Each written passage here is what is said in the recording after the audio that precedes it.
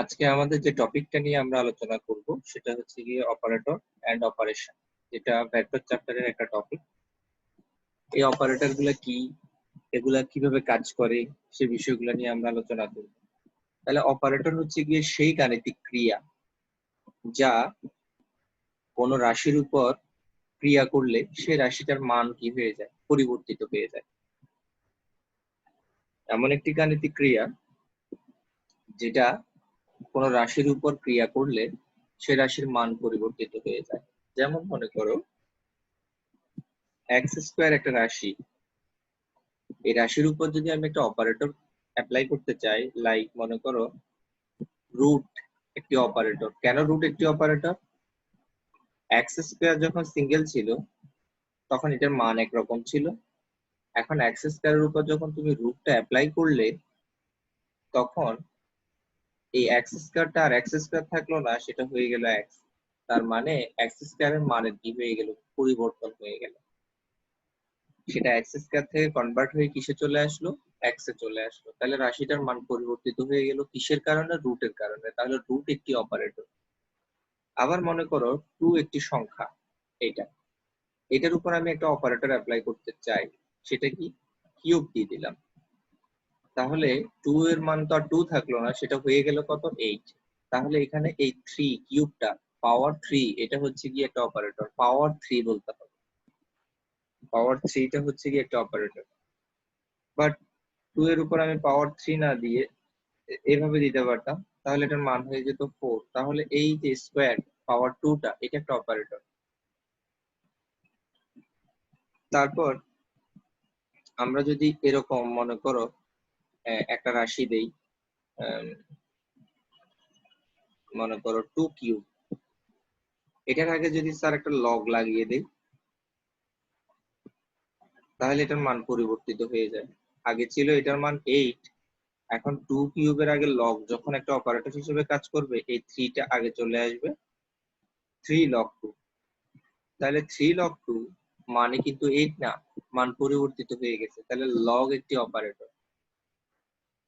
তাহলে অপারেটর এমন একটি গাণিতিক ক্রিয়া যেটা অন্য কোনো রাশির উপর কি করলে, কাজ করলে সেই রাশির মান কি হয়ে যায়, পরিবর্তিত হয়ে যায়। এখানে কিছু অপারেটর দেয়া আছে, এই অপারেটর গুলো নিয়ে আমরা আলোচনা করব। প্লাস দুটি সংখ্যাকে একত্রিত করে কত হবে তা বের করে দেয়। যেমন তুমি দেখো 2 এবং 3 দুটো সংখ্যা, এখন আলাদা আলাদা। এখন তুমি যদি এখানে একটা প্লাস সাইন দাও, অপারেটর অ্যাপ্লাই করো, তাহলে দেখা যায় যে এটার মান পরিবর্তিত হয়ে গেলে কত হয়ে গেল, 5 হয়ে যায়। যোগ, আবার যদি তুমি বিয়োগ দিতে এখানে অপারেটর, তাহলে একটা থেকে আরেকটা বাদ দিয়ে অবশিষ্টটা বের হয়ে যেত, -1। তারপরে যে এখানে সাইন থিটা, থিটা ছিল একটা কোণ, কেমন কোণ, সূক্ষ্ম কোণ। তোমরা জানো সেটা, তোমরা জানো এটা একটা সমকোণী ত্রিভুজ যদি হয়, তাহলে সমকোণ ছাড়া বাকি দুটো কোণ সূক্ষ্ম কোণ। তাহলে এটাকে আমি থিটা ধরতে পারি অথবা এটাকে থিটা ধরতে পারি আমার ইচ্ছা মতো। এটা যদি থিটা ধরি, অবশ্যই থিটাটা সূক্ষ্মকোণ। এই যে বলছে সমকোণী ত্রিভুজ এঁকে সূক্ষ্মকোণ থিটা এর জন্য প্রাপ্ত লম্ব ও অতিভুজের অনুপাত বের করে দেয় কে, সাইন থিটা। এই সাইনটা একটা অপারেটর, এই সাইনটা একটা অপারেটর যেটা থিটা এর উপর অ্যাপ্লাই হয়েছে। তো আমরা তো সাইনের অনুপাত জানি, লম্ব ডিভাইডেড বাই অতিভুজ। তাহলে লম্ব এবং অতিভুজের অনুপাত বের করে দেয়। কিভাবে, কস। সমকোণী ত্রিভুজ এঁকে সূক্ষ্মকোণ থিটা এর জন্য প্রাপ্ত ভূমি এবং অতিভুজের অনুপাত কি করে দেয়, বের করে। একইভাবে টেন আছে, বাকি অনুপাত গুলোও আছে, সেগুলো আমরা লিখলাম না, তোমরা একইভাবে বুঝে নিও। একইভাবে এখানে দেওয়া আছে লগ, লগ 10 এক্স। টেনটা কি, টেনটা হচ্ছে তার ভিত্তি, লগের ভিত্তি নিচে লেখা হয়, আর এক্সটা হচ্ছে সংখ্যা। তাহলে এক সংখ্যাটি 10-এর কত ঘাতের সমান তা কি করে দেয়, বের করে দেয়। এক্স সংখ্যাটি 10-এর কত ঘাতের সমান তা কি করে দেয়, বের করে দেয়। এক্স সংখ্যাটি 10-এর কত ঘাতের সমান। স্যার একটু জিনিসটা তোমাকে ক্লিয়ার করি। মনে করো লগ 10 এক্স সমান সমান হচ্ছে গিয়ে মনে করো 5। হ্যাঁ, এখন এক্স সংখ্যাটি এক্স এর কত ঘাতের সমান তা বের করে দেয়। এটা কিভাবে সম্ভব? এটা হচ্ছে এরকম যে আমাকে যদি বলা হয় এখন লগটা বাদ দিয়ে, লগটা উঠিয়ে দাও, এক্স এর মান কত সেটা বের করে দাও। তখন আমরা যে কাজটা করি, আমরা তখন অ্যান্টি লগ বের করি। অ্যান্টি লগ কি? লগকে উঠিয়ে দেয়া। অ্যান্টি লগ মানে লগকে উঠিয়ে দেয়া। লগকে উঠানোর একটা উপায় আমরা এসএসসি তে থাকতে শিখছিলাম, লগের চ্যাপ্টারে। এই ভিত্তি যেটা থাকে সেটা বসাবো, সমান চিহ্নের ওই পাশে যা থাকে সেটা হবে ভিত্তির পাওয়ার, আর এই যে লগের যে সংখ্যাটা থাকে ওইটা সমান চিহ্নের ওই পাশে চলে যাবে এক্স। তাহলে X is equal to 10 to the power 5। তাহলে এক্স সংখ্যাটি 10 টু দি পাওয়ার 5 অর্থাৎ 10 এর ঘাত 5। তাহলে এক সংখ্যাটি 10 এর কত ঘাতের সমান তা বের করে দেয়। তাহলে এক সংখ্যাটি 10 এর 5 ঘাতের সমান,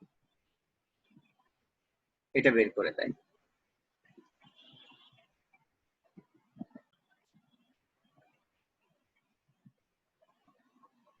এরপরে যে ব্যাপারটা আসছে সেটা হচ্ছে ডিফারেন্সিয়েশন, dy বাই dx। যেমন দুটো সংখ্যাকে আমরা যখন যোগ করি তখন যোগের যেমন একটা চিহ্ন আছে, দুটো সংখ্যাকে যখন আমরা বিয়োগ করি তখন বিয়োগের একটা চিহ্ন আছে, ঠিক না?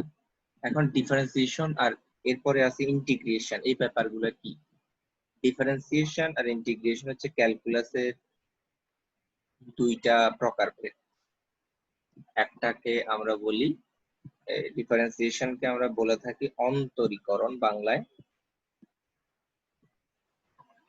অন্তরীকরণ, আর ইন্টিগ্রেশনকে আমরা বাংলায় বলে থাকি যৌগজীকরণ। ইন্টিগ্রেশনকে আমরা বাংলায় বলে থাকি যৌগজীকরণ। একটাকে আমরা বলি অন্তরীকরণ আর একটাকে বলি যৌগজীকরণ। আচ্ছা, এই ইন্টিগ্রেশন এগুলো এই দুইটাই হচ্ছে ক্যালকুলাস এর বিষয়গুলো, এই দুটাই ক্যালকুলাস। আমরা এই দুইটা নিয়ে আলোচনা করব। তোমাদের ইন্টারমিডিয়েটের যে ম্যাথমেটিক্স উচ্চতর গণিত পাবা তোমরা, সেই ম্যাথমেটিক্সে এই দুইটা নিয়েই কি রয়েছে, মোটামুটি বইয়ের অর্ধেকটা চলে গেছে এই ডিফারেন্সিয়েশন আর ইন্টিগ্রেশন নিয়ে, বিশাল একটা জায়গা জুড়ে আছে। আমরা তো ফিজিক্স আর এত বিশাল ম্যাথ পড়বো না, আমাদের ফিজিক্সে অ্যাপ্লিকেশন আছে ডিফারেন্সিয়েশন এবং ইন্টিগ্রেশন, এটা আমরা কিছুটা হলেও পড়বো ক্যালকুলাস ফিজিক্সে। তাহলে ডিফারেন্সিয়েশনটা বোঝার জন্য চিনতে তো হবে, কি দিয়ে আমরা চিনবো? ডিফারেন্সিয়েশনকে চিনার উপায় হচ্ছে কি, এটা চিহ্ন হচ্ছে ডিডিএক্স। এই যে ডিডিএক্স, এটা চিহ্ন এরকম, যোগ চিহ্ন যেমন এমন, যেমন 2 এবং 3 এর মাঝখানে তুমি যোগ দিলে কি হয়, 5 হয়। তেমনি ডিফারেন্সিয়েশনের একটা যোগের মতো চিহ্ন রয়েছে, বিয়োগের মতো একটা চিহ্ন রয়েছে, সেটাকে পড়া হয় ডিডিএক্স, এভাবে পড়া হয়। এটাও একটা অপারেটর, এটাও যদি কারোর উপর অ্যাপ্লাই করা হয় সেটা তার মান পরিবর্তিত হয়ে যায়। মনে করো ওয়াই এর উপর অ্যাপ্লাই করব, কাকে? ডিডিএক্স কে। আমরা লিখে দিব ডিডিএক্স অফ ওয়াই, এটাকে এইভাবে পড়া হয় বা এটাকে এইভাবেও লেখা যায়। আবার এভাবে পড়া হয় না, ডিওয়াই বাই ডিএক্স এভাবে পড়া হয় না, এটাকে পড়া হয় ডিডিএক্স অফ ওয়াই। মানে কি, ওয়াই এর উপর আমরা কি অ্যাপ্লাই করলাম? ডিফারেন্সিয়েশন অপারেটর অ্যাপ্লাই করলাম, এটা হচ্ছে ডিফারেন্সিয়েশনের চিহ্ন ডিডিএক্স। ডিডিএক্সটা হচ্ছে ডিফারেন্সিয়েশনের কি চিহ্ন, এটা নিয়ে আমরা অ্যাপ্লিকেশন করব, এটা কিভাবে অপারেশন করে সেটা আমরা করব। ডিডিএক্স অফ ওয়াই, তাহলে ডিডিএক্স অফ ওয়াই, ওয়াই এর জায়গায় কে বসবে? ওয়াই এর জায়গায় বসবে এরকম, ওয়াই ইজ ইকুয়াল টু, সে একটা সমীকরণকে গ্রহণ করবে, এই এফ অফ এক্স এর জায়গায় একটা রাশি থাকবে। যেমন মনে করো Y is equal to X square, তাহলে Y is equal to X square, F of X এর জায়গায় কি আসছে? এক্স স্কয়ার আসছে। এরকম একটা সমীকরণকে কে গ্রহণ করবে? এই ওয়াই এর জায়গায় থাকবে, এরকম একটা সমীকরণ ওয়াই এর জায়গায় থাকবে। আবার এরকমও থাকতে পারে ওয়াই সমান সমান এক্স প্লাস 3, এরকমও থাকতে পারে। আবার এরকমও থাকতে পারে ওয়াই সমান সমান twice x square plus 2x minus 3, এরকমও থাকতে পারে ওয়াই এর জায়গায়। ওয়াই এর জায়গায় এরকম অপারেটর বসবে, মানে একটা ফাংশন থাকবে, এফ অফ এক্স মানে একটা ফাংশন থাকবে, এক্স এর একটা ফাংশন থাকবে। আর ডিফারেন্সিয়েশন কি করে আমরা এটা নিয়ে আরো ডিটেইলস করব পরবর্তীতে।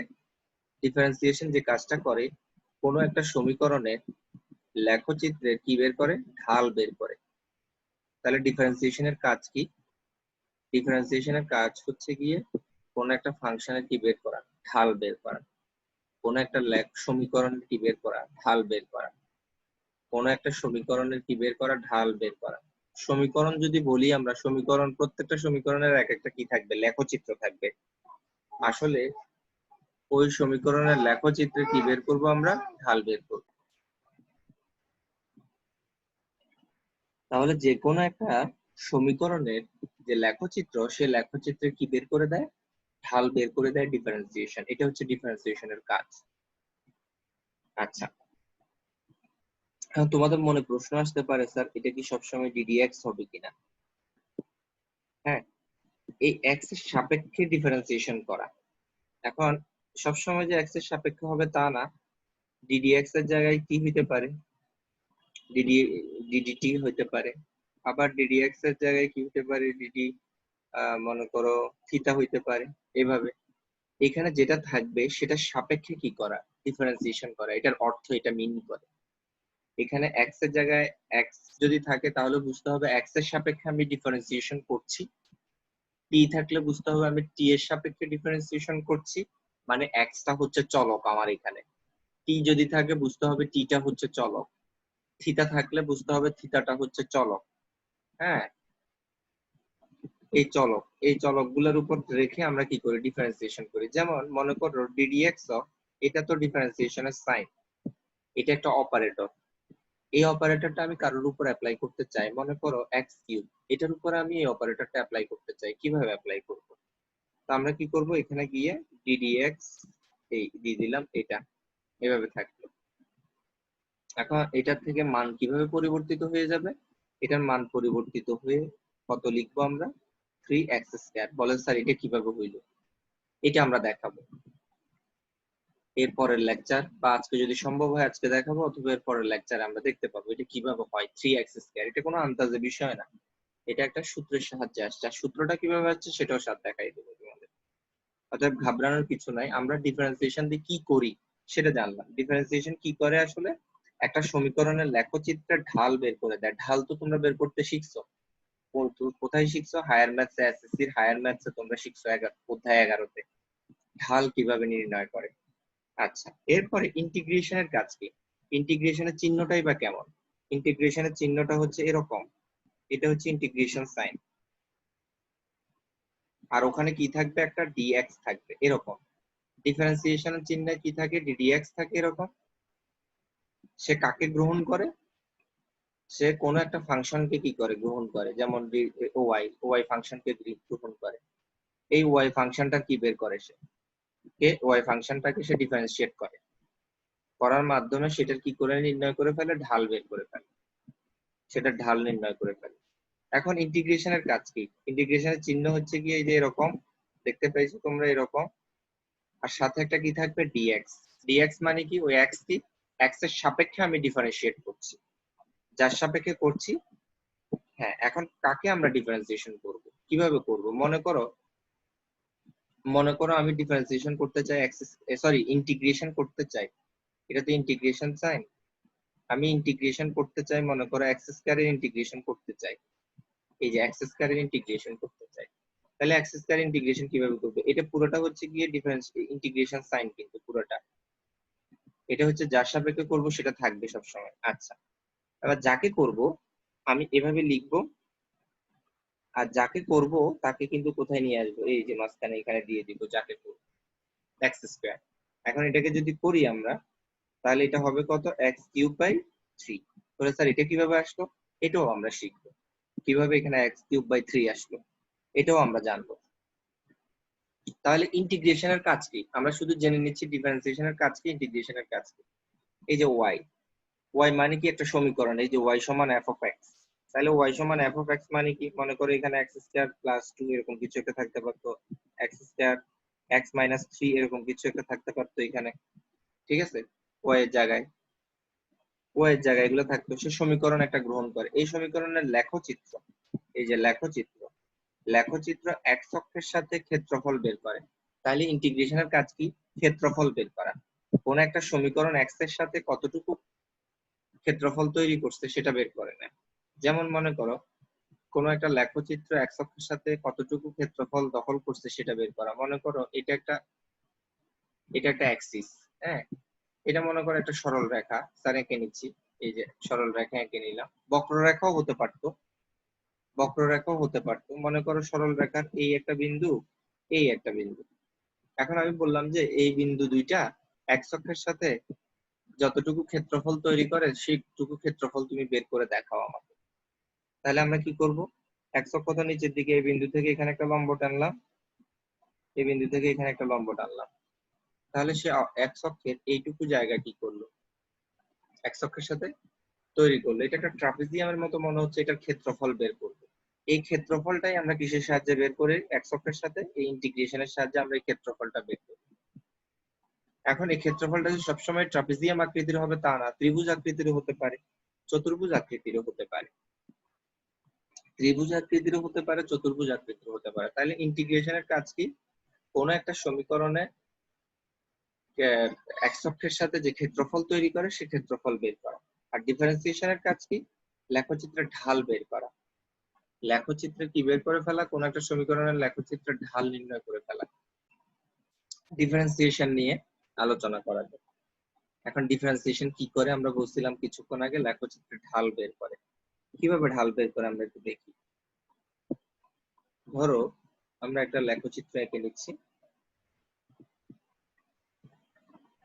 তোমরা জানো এদিকে হচ্ছে ওয়াই আর এদিকে হচ্ছে গিয়ে এক্স, এক্স। তাহলে এখানে একটা লেখচিত্র নেই। তোমরা সবসময় মাথায় রাখবা প্রত্যেকটা লেখচিত্রের একটা সমীকরণ থাকবে, প্রত্যেকটা লেখচিত্রের একটা সমীকরণ থাকবে, সব সময় মাথায় রাখবা এটা। প্রত্যেকটা লেখচিত্রের একটা সমীকরণ থাকবে। তাহলে এটা একটা সরল রেখা, আমরা সরল রেখা দিয়ে করতে পারি, সেটা বক্ররেখাও হতে পারতো, আমরা বক্ররেখা দিয়ে একটু পরে দেখব। সরল রেখার এখানে একটা বিন্দু নিলাম স্যার, এখানে একটা বিন্দু নিলাম। তাহলে এই বিন্দুটার নাম দিলাম স্যার এ, এই বিন্দুটার নাম দিলাম স্যার বি। এই বিন্দুটার স্থানাঙ্ক হচ্ছে 3,3 আর এই বিন্দুটার স্থানাঙ্ক হচ্ছে গিয়ে 5,7। এটার অর্থ কি, 3,3 আর 5,7। এখন আমি যদি তোমাকে বলি এই দুইটা বিন্দুর ঢাল বের করে দাও, তাহলে তুমি নিশ্চয়ই বলবা ঢাল মানে তো তোমরা জানো, ঢাল মানে হচ্ছে গিয়ে কোটিদ্বয়ের অন্তর ডিভাইডেড বাই ভুজদ্বয়ের অন্তর। তাহলে কোটি কোনটা, এই যে 3 - 7, কোটিদ্বয়ের অন্তর ডিভাইডেড বাই ভুজদ্বয়ের অন্তর, ভুজকে 3 - 5। তাহলে তোমরা এখান থেকে কত পাচ্ছ,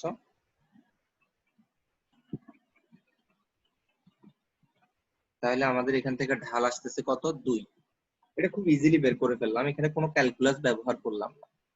এটা হচ্ছে সরল রেখার ঢাল বের করার সূত্র, মাথায় রাখি। বা দুইটা বিন্দুর ঢাল বের করার সূত্র, দুইটা বিন্দুর ঢাল বের করার সূত্র অবশ্যই মাথায় রাখবা। সেটা অবশ্যই সরল রেখার ক্ষেত্রে প্রযোজ্য, মাথায় রাখবা। সরল রেখার উপরস্থ কোনো দুইটা বিন্দুর ঢাল বের করার সূত্র এটা, সরল রেখার উপরস্থ কোনো বিন্দুর ঢাল বের করার সূত্র এটা। এখন যদি এটা আমরা ক্যালকুলাস পদ্ধতিতে করতে চাই তাহলে সেটা কিভাবে সম্ভব, এটা যদি ক্যালকুলাস পদ্ধতিতে করতে চাই, এটা তো আমরা জিওমেট্রিক্যাল পদ্ধতিতে করলাম। ক্যালকুলাস পদ্ধতি, ক্যালকুলাস মানে ডিফারেন্সিয়েশন করতে চাই।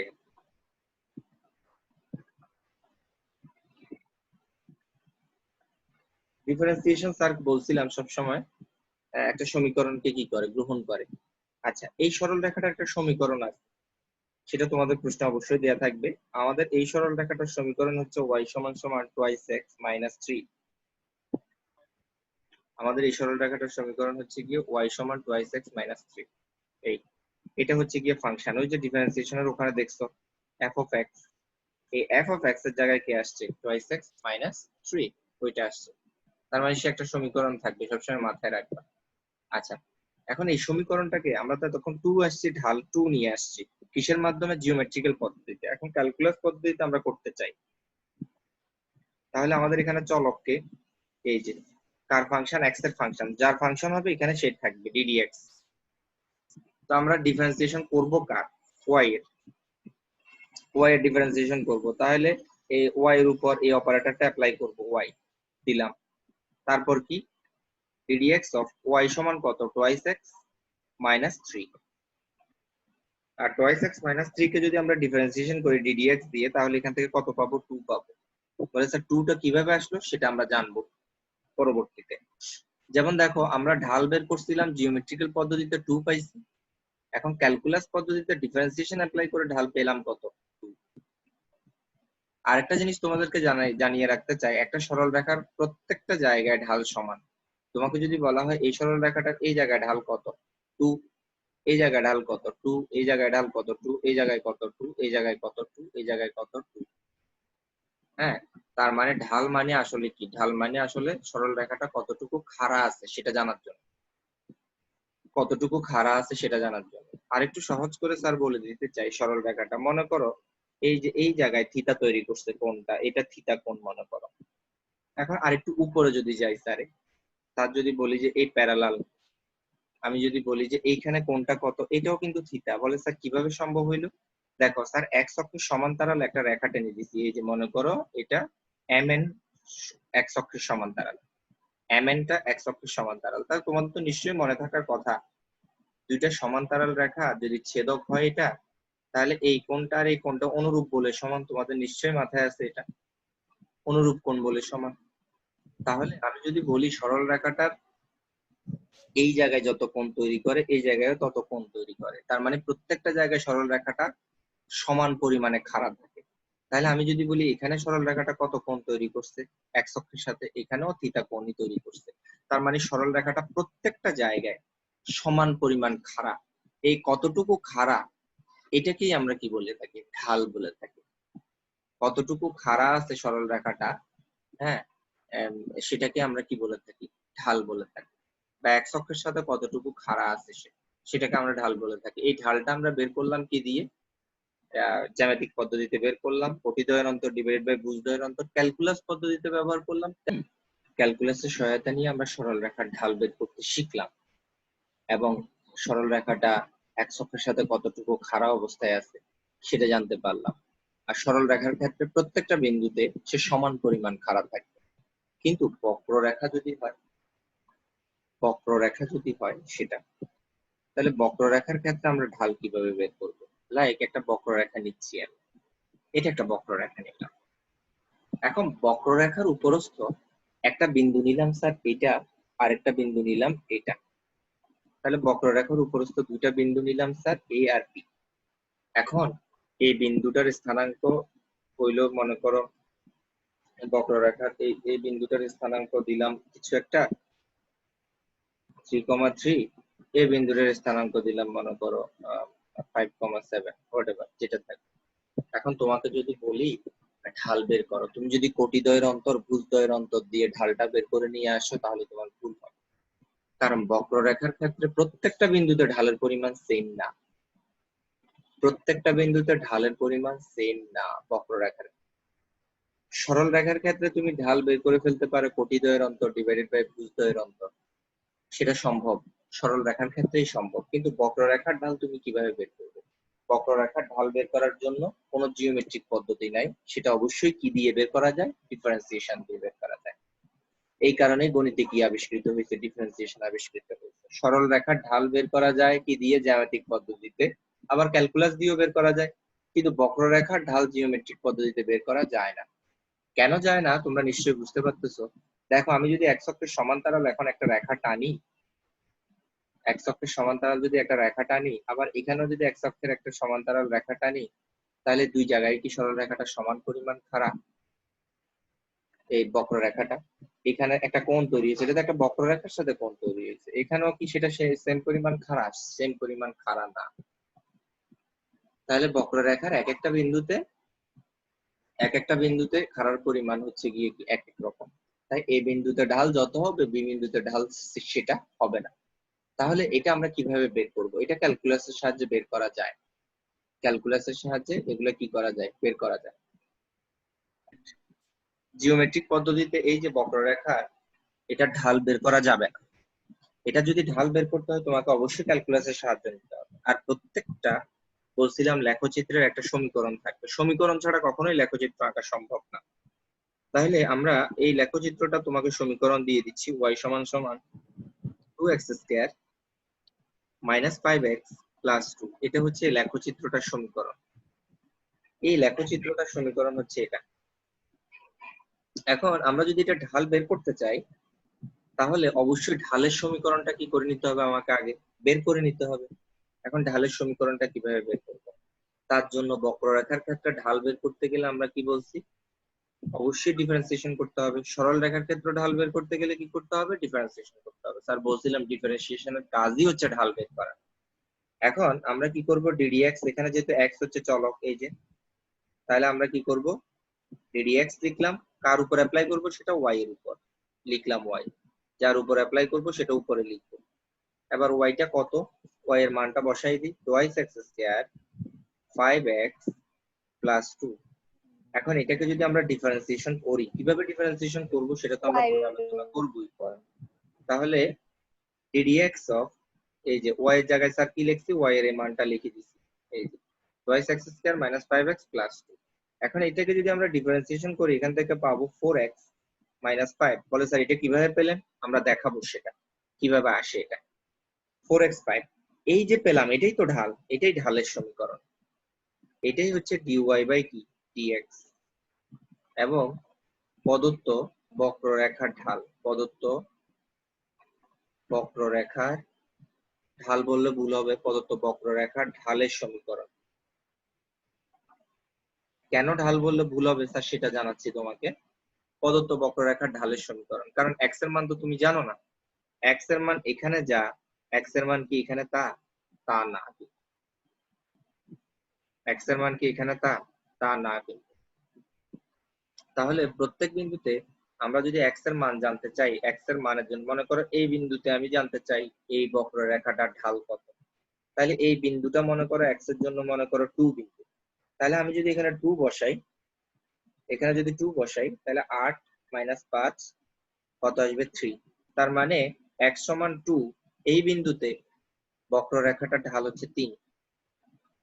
এবার আমি যদি বলি x সমান 4 বিন্দুতে বক্ররেখাটার ঢাল কত, এখানে যদি 4 হয়, এই বরাবর 4 যদি হয়, এই বরাবর যদি x সমান 4 হয় এই বিন্দুতে, তাহলে এখানে যদি 4 বসাই, তাহলে বক্ররেখাটার ঢাল কত হবে দেখো তো, 4 4 16, 16 থেকে 5 গেলে কত হবে 11। তাহলে দেখো বক্ররেখাটার ঢাল এক এক বিন্দুতে এক এক রকম আসতেছে, কিন্তু সরল রেখার ঢাল প্রত্যেকটা বিন্দুতে কি থাকবে, সেম থাকবে। সরল রেখাটার ঢাল প্রত্যেকটা বিন্দুতে কি থাকবে, সেম থাকবে, x এর মান। এখন x এর মান তুমি পরিবর্তিত করে এক একটা বিন্দুতে ঢাল কি করে নিতে পারো, বের করে নিতে পারো বক্ররেখার ক্ষেত্রে। তোমরা একটা জিনিস মনে রাখবা, বক্ররেখার প্রত্যেকটা বিন্দুতে ঢালের পরিমাণ সেম না। যদি x এর মান তোমাকে দিয়ে দেয়, ওই বিন্দুতে তুমি ঢাল বের করে নিতে পারো। তাই তো স্যার বলছি প্রদত্ত বক্ররেখার ঢালের সমীকরণ এটা। প্রদত্ত বক্ররেখার ঢাল বলা যাবে না, ঢালের সমীকরণ বলতে হবে। হ্যাঁ, এবার যদি বলে যে x সমান 2 বিন্দুতে এই বক্ররেখাটার ঢাল কত, তখন তুমি এখানে x এর জায়গায় 2 বসাবে, এখানে বসাইলে হবে না, এটা তো ডিফারেন্সিয়েশন, এতে তো y সমান একটা সমীকরণ দিয়েছে, এই বক্ররেখার সমীকরণ।